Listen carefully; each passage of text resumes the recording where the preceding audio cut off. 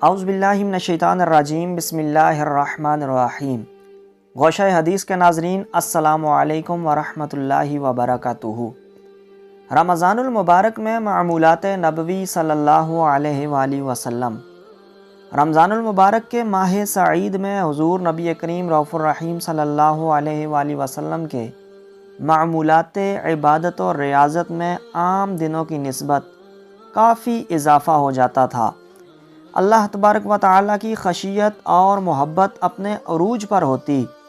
اسی شوق اور محبت میں آپ صلی اللہ علیہ وآلہ وسلم راتوں کے قیام کو بھی بڑھا دیتے۔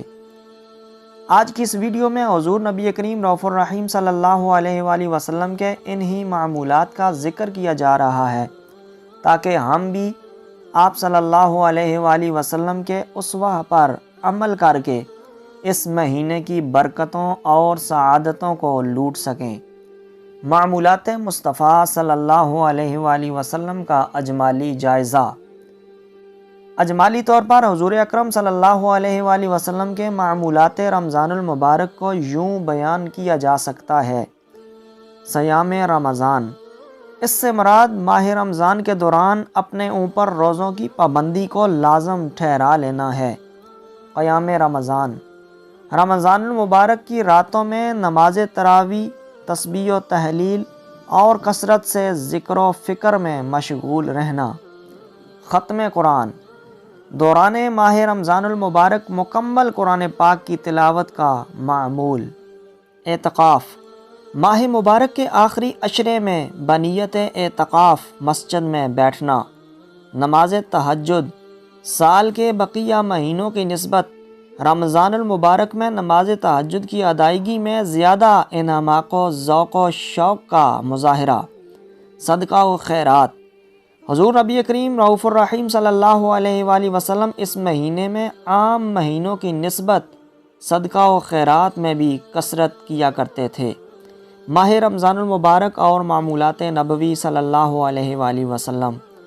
حضور نبی کریم صلی اللہ علیہ وآلہ وسلم رمضان المبارک سے اتنی زیادہ محبت فرمایا کرتے تھے کہ اس کے پانے کی دعا اکثر کیا کرتے تھے، اور رمضان المبارک کا اہتمام ماہ شعبان میں ہی روزوں کی کثرت کے ساتھ ہو جاتا تھا۔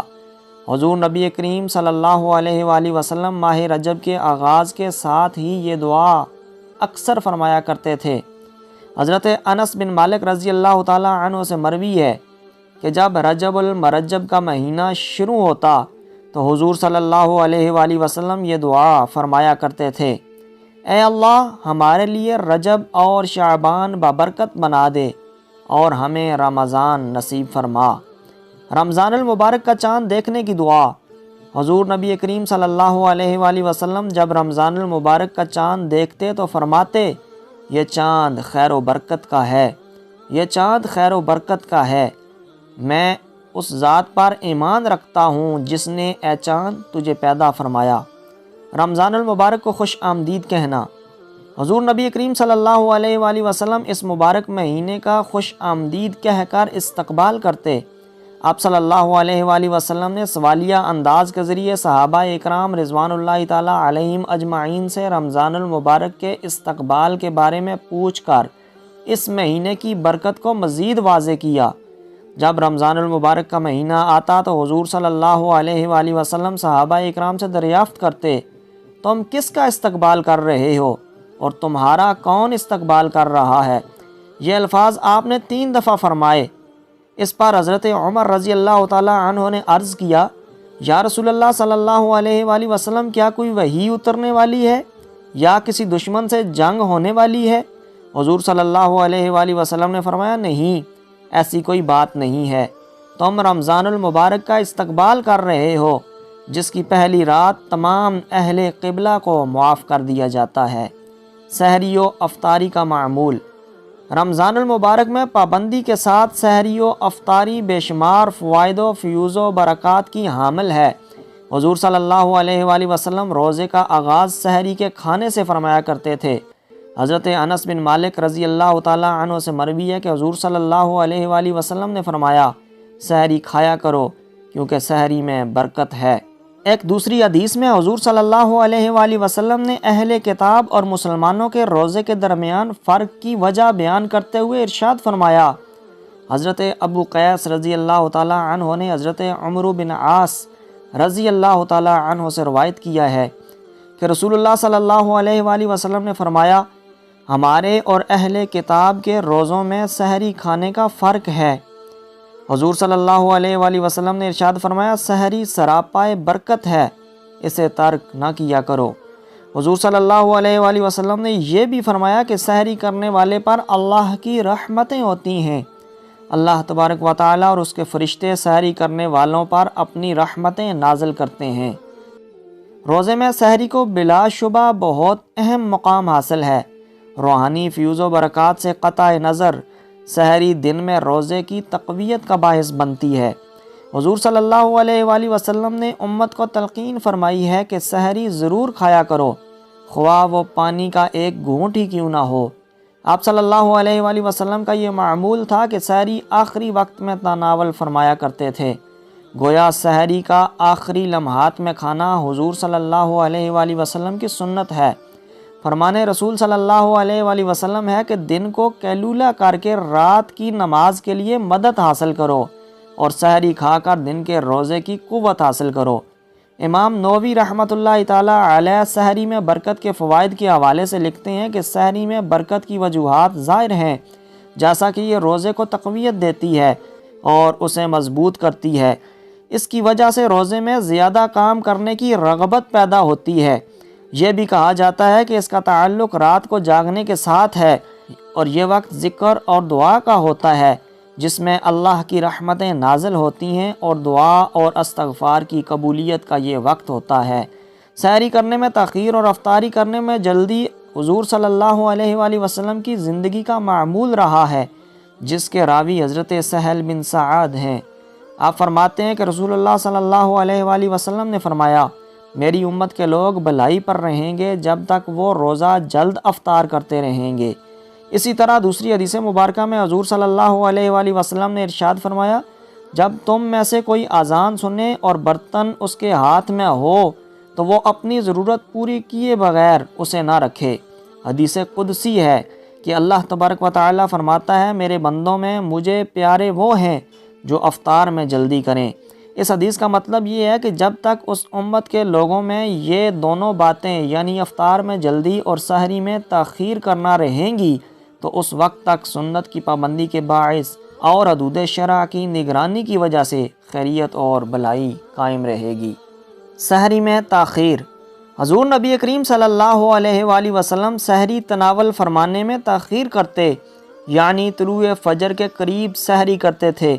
حضرت ابن عباس رضی اللہ تعالیٰ عنہ سے مروی ہے کہ حضور نبی کریم صلی اللہ علیہ وآلہ وسلم نے فرمایا، مجھے روزہ جلدی افطار کرنے اور سحری میں تاخیر کرنے کا حکم دیا گیا ہے۔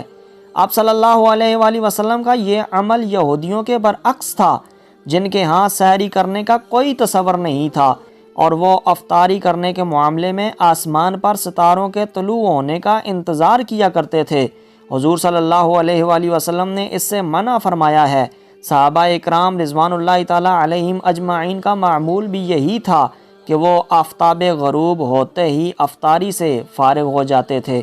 نبی کریم صلی اللہ علیہ وآلہ وسلم کی افطاری۔ حضور صلی اللہ علیہ وآلہ وسلم اکثر اوقات کھجوروں سے روزہ افطار فرمایا کرتے تھے، اگر وہ میسر نہ ہوتی تو پانی سے افطار فرما لیتے تھے۔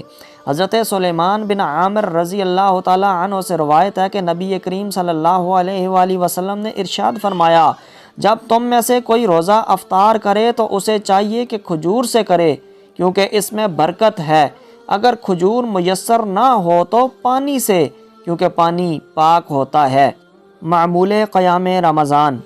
حضور صلی اللہ علیہ وآلہ وسلم کا دوسرا مبارک معمول رمضان کی راتوں میں تواتر و کثرت کے ساتھ کھڑے رہنے اور نماز تسبیح و تحلیل اور ذکر الہی میں محو ہو کر عبادت کرنا ہے۔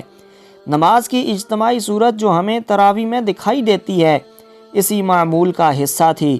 حضور صلی اللہ علیہ وآلہ وسلم نے رمضان المبارک میں قیام کرنے کی فضیلت کے باب میں ارشاد فرمایا، جس نے ایمان و احتساب کی نیت سے رمضان کے روزے رکھے اور راتوں کو قیام کیا، وہ گناہوں سے اس دن کی طرح پاک ہو جاتا ہے جس دن وہ بطن مادر سے پیدا ہوتے وقت بے گناہ تھا۔ تراویح کی شرعی حیثیت۔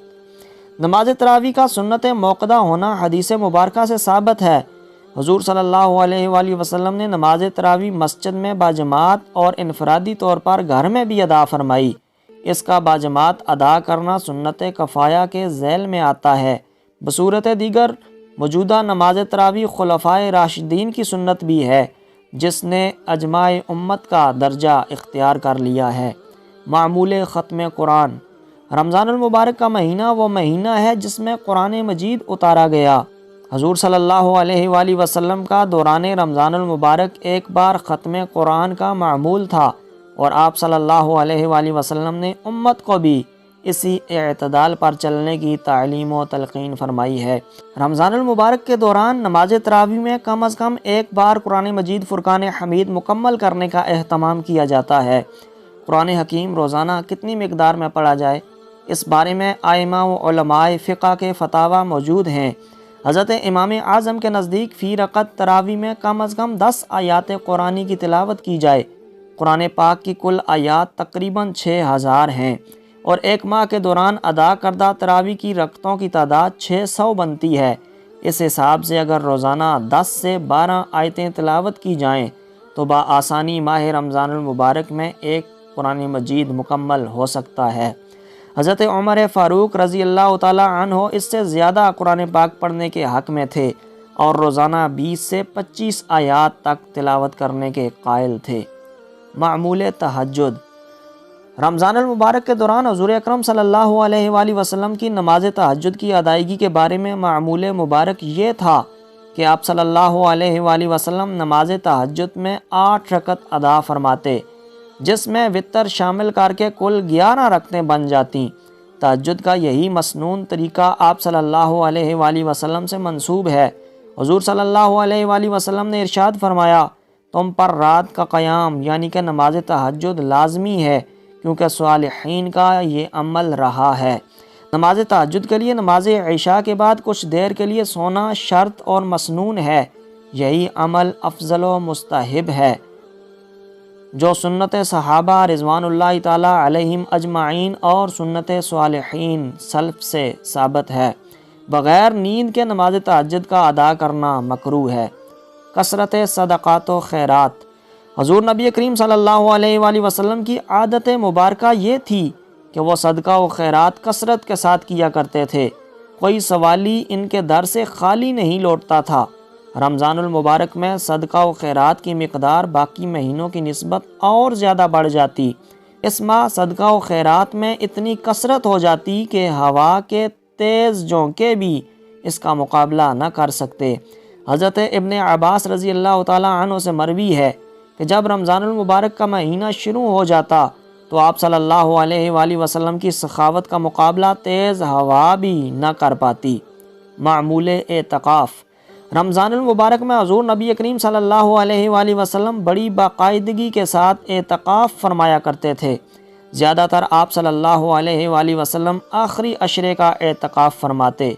کبھی کبھار آپ صلی اللہ علیہ وآلہ وسلم نے پہلے اور دوسرے عشرے میں بھی اعتکاف فرمایا، لیکن جب آپ صلی اللہ علیہ وآلہ وسلم کو مطلع کر دیا گیا کہ شب قدر رمضان المبارک کے آخری عشرے میں ہے، اس کے بعد آپ صلی اللہ علیہ وآلہ وسلم نے ہمیشہ آخری عشرے میں ہی اعتکاف فرمایا۔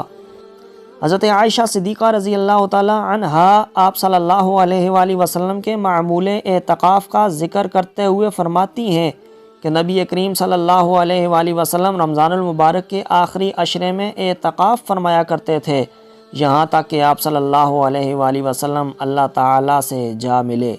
اعتکاف میں انسان دنیاوی معاملات سے علیحدگی اختیار کر کے خدا کی رضا کی تلاش میں گوشہ تنہائی اختیار کرتا ہے۔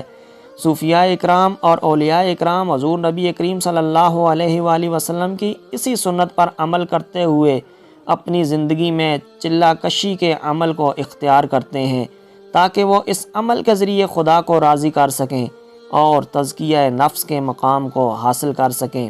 ناظرین محترم، اللہ رب العزت سے دعا گو ہوں اللہ تبارک و تعالی ہم سب کو ان معمولات کے اوپر عمل کرنے کی توفیق عطا فرمائے، اور اس رمضان المبارک کا صدقہ ہم سب کے صغیرہ کبیرہ گناہ معاف فرمائے، اور اس رمضان المبارک کا صدقہ ہم سب کی کامل بخشش فرمائے۔ آمین ثم آمین۔